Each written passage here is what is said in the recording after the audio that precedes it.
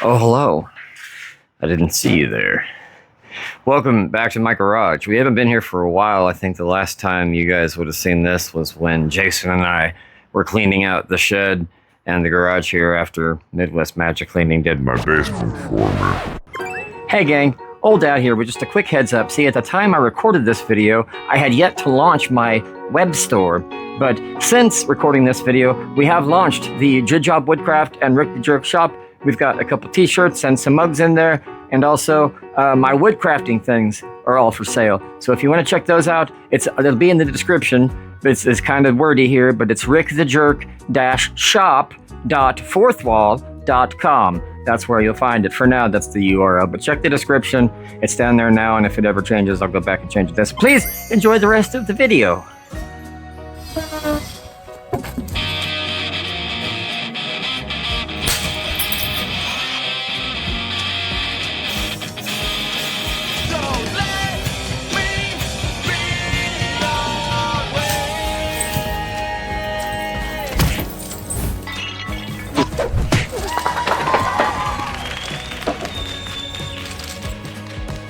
Apologies.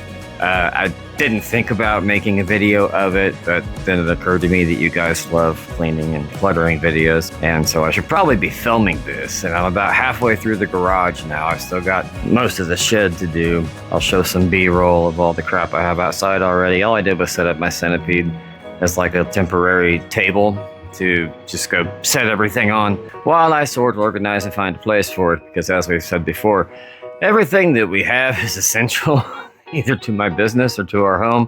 We're 5 people crammed in a 2-bedroom house. That's not very big. And I used to have a 10-person crew construction company, so I have a lot of stuff. The shed was kind of a bummer. I had a wood rack out there in our shed where all of my extra spare full 2x4s, my scrap wood, my little chunks are usually in the basement, but full pieces of like 2x4s and 1x and deck boards and things like that, I kept suspended from the ceiling out in the shed, and it held up fine through all kinds of storms until a few months ago it finally came crashing down one night, made a mess of everything. So what I did was I built a little lumber rack here in the garage to put all my 2x4s and these 2x3s that I got from my father-in-law. Fun fact, those are what I make the little reminders out of, if you remember those. I haven't made any since the prototypes, so I really need to get on that so I can start selling products, yay!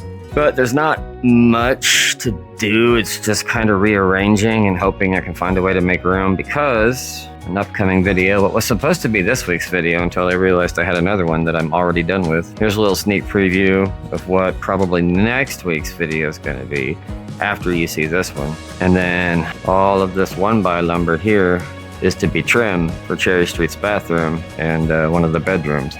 So I've got to sand all of it 4 times, 120, 220, well 3 times, sorry, 120, 220, water pop it, 220 again, and then paint it all white. And I don't have any space to do that, so I'm gonna have to do it out here. There's nowhere to do it at Cherry Street because we've got all the cabinets and doors and stuff that have to get painted there in their garage. So it's got to be here, and I don't want to do it in the basement. The basement's already a disaster. I got to get it cleaned up so I can start filming for Good Job. While I want to do this thing with Good Job, where if not all, most of the products, I want to have an accompanying video, even if it's just like 1 or 2 minutes long, of what the process was making it. From me picking it up at Steve's. Watch for that video. If you haven't seen that video yet, go check it out. I'll put a link in the thing. I did a special little like mini doc ad kind of thing from my buddy Steve, which is where I get all my hardwood from. But it showed the whole process of like getting it from Steve. It'd be cool if I could show the trees getting harvested too. But like each cutting board, each little reminder, each cup or bowl or whatever I make will have its whole story, from picking it up at my hardwood cellar to what I did to make it, and then the final result. I think that'd be kind of cool if like every time you buy something from me, you get a little QR code or whatever that will take you to the video of it being made, each individual one. So it's not just handcrafted, but you get to see it being handcrafted. Isn't that neat?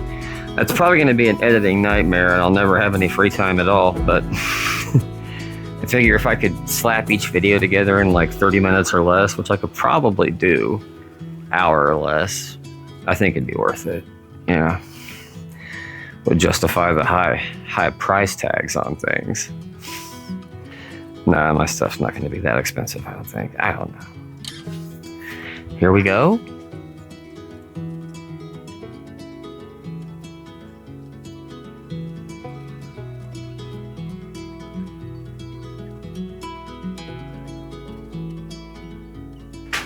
Picking that saw up reminded me I wanted to turn the fans off for a moment and say I'm proud of me. I've always been something of a tool and supply hoarder, and as I was organizing last night before I started filming, I came across the tote of my nailers. I have that run on air. I have a trim nailer, roofing nailer, framing nailer, that all you have to have an air compressor to run. Well, have since purchased cordless, airless, battery-powered nailers, so I don't really need the air ones anymore, even though they're like new. I could keep them for backup should I ever have a crew again, but I don't really plan on having a crew again. So I decided to sell a bunch of my crap, my cement mixer, my nailers. I got an extra miter saw over here that I always like keeping an extra miter saw for backup, but I'm not going to use it. So I'd rather it go to some place that it could get good use, and maybe I can make a few bucks out of it to help supplement the money we've been getting from the GoFundMe, which of course, again, thank you guys for that. I mean, you know, we've already received more donations than I ever thought we would get, so it's appreciated, but I'm not making enough from work right now to make ends meet, so we got to figure something out. Hence the cleaning out of the garage and the shed, because I've got to find better workspace. I can't do everything in the basement, and the basement's junk right now, and I want to be able to film what I'm doing. I don't want to film in the basement right now. It's horrible. It's next on my list of things to declutter. I've been slowly piecing away at it. Anyway, back to work. I'm rambling.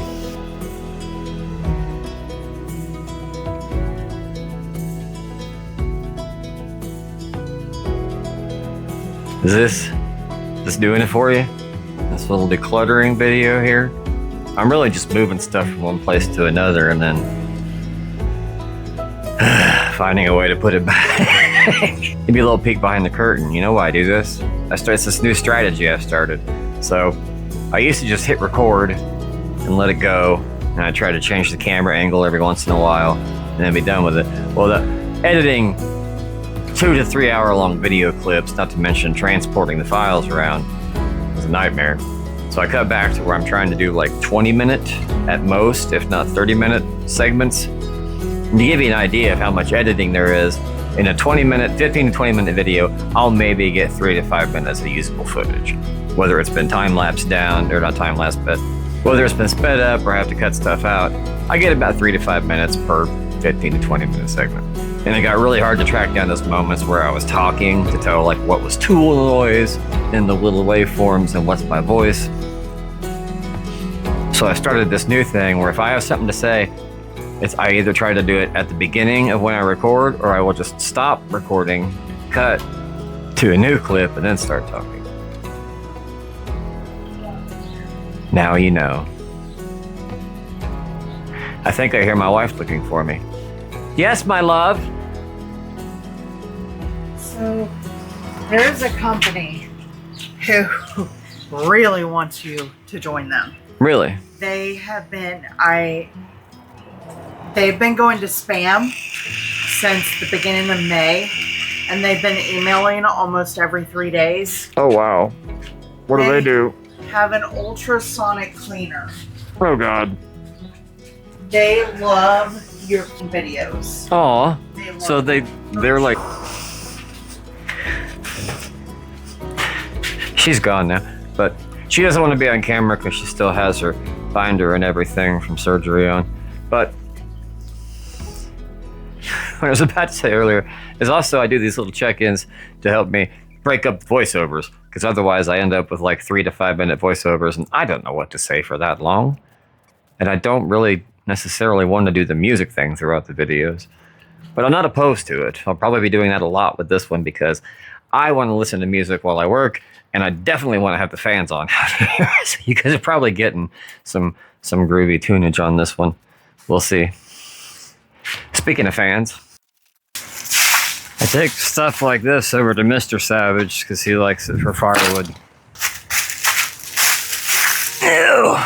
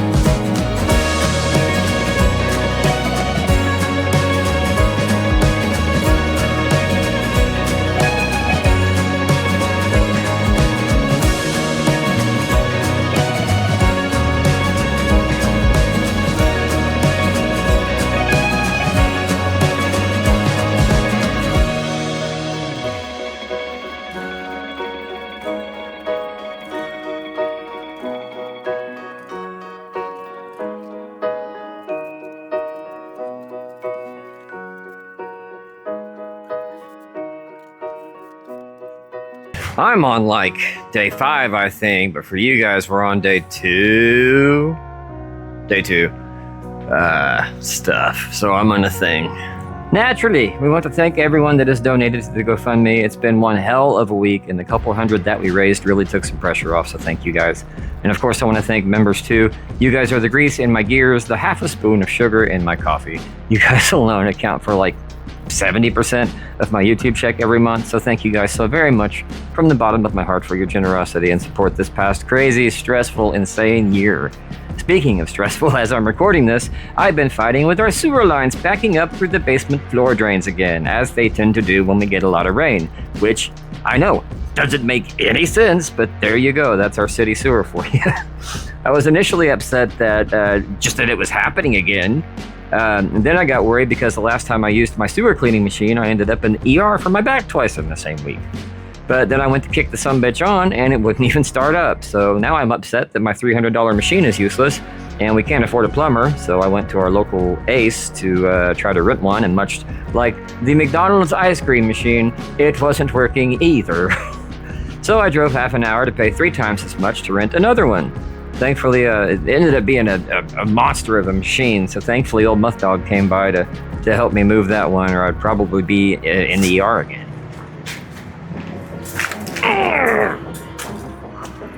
These dad cells brought to you by poor self-care and poor healthcare. Bully! So here I'm wrapping up shifting around some of the stuff outside, But here in a minute, I go on a bit of a side quest. So this big tarp shed thing that we've got has been through hell. I don't know how many times it's been flipped over in storms. The last time one flipped it over, I told my crew never again when I had a crew, and we spent a day rectifying that issue, in particular with some rebar and a bunch of concrete and inserting the frame into my concrete pad by permanent and semi-legal means. It hasn't flipped since. However, there was still the issue of the edges of the roof pooling water in some places and getting stuff wet inside the shed. So I came up with a solution here of sticking these strips of 3/4-inch scrap I had laying around through the roof grid to hold the roof flap up. These are technical terms. So water wouldn't pool at the edges. And I am happy to report that after several inches of rain now this week, they are working. So no more waterfalls inside the shed, boys. Woohoo! There's a muff dog come over to mow.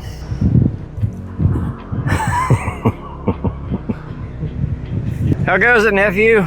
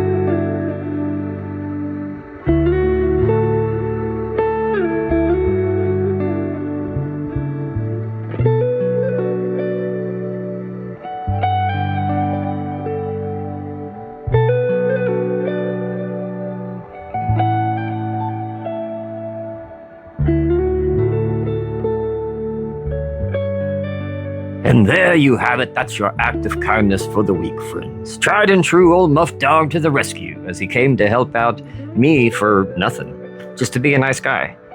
This week may have been just about me doing stuff at my house, but the mission remains, gang. Spreading kindness one day at a time, whether people like it or not.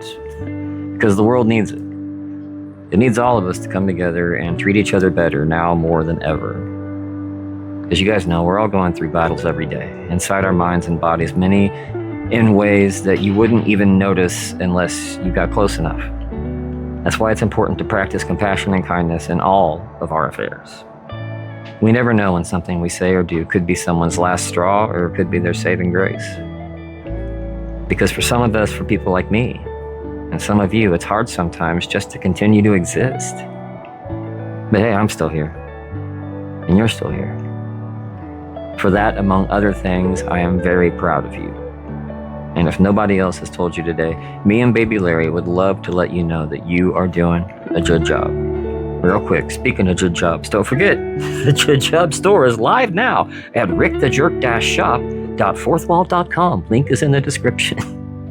And whether you buy my crap or not, I still love you. Bye. Later, taters.